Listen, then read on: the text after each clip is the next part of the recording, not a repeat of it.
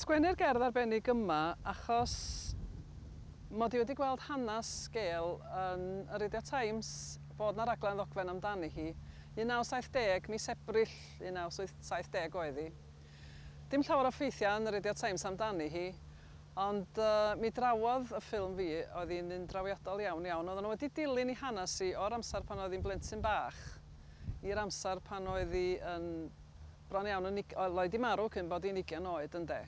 A o effaith cyffuria, mi oedden nhw'n ffilmio darn bach o hyd o'i hanes i, dechrau mewn cartra plant, mynd ymlaen i Borstal,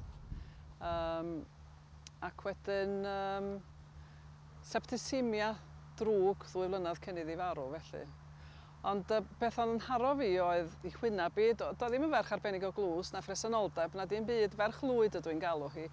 Ond mi o'na rhywbeth ynglyn â hi, mi ofynnodd i'r dyn camera fydda fo mynd i'w hangladd hi enghraifft, ac o'n i'n meddwl bod hynny'n drist iawn iawn. Achos ei phroblem i oedd bod hi wedi mynd ar gyffuriau, doedd gen i hi ddim cefn ynde, oedd hi wedi cael ei ffasio yn ôl y system felly o un lle i'r llall. Ac yn y diwedd wedi colli'r dydd felly, wedi colli brwydr. Ac wedi rhoi fyny, oedd hi'n deud ei hun mewn cyfweliad rhyw 2 flynedd cyn iddi farw nad oedd hi ddim eisiau byw ynde. Ac bod hi wedi bod yn hapus ambell i dro, chafodd hi ddim chwarae teg gen neb felly. Sgwennu hon yn 1970 achos bod y rhaglen wedi effeithio arna i. Ac wrth gwrs, mae wedi bod yn gerdd osod lefel O, neu tygau, am flynyddoedd.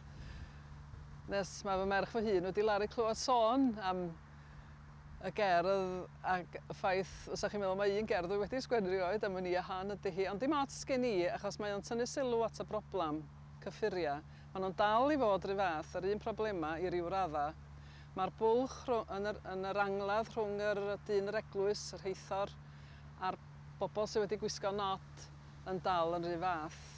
Mae'n rhaid pontio hwnna a gwella hwnna cyn caiff bobl fel Gael chwarae teg.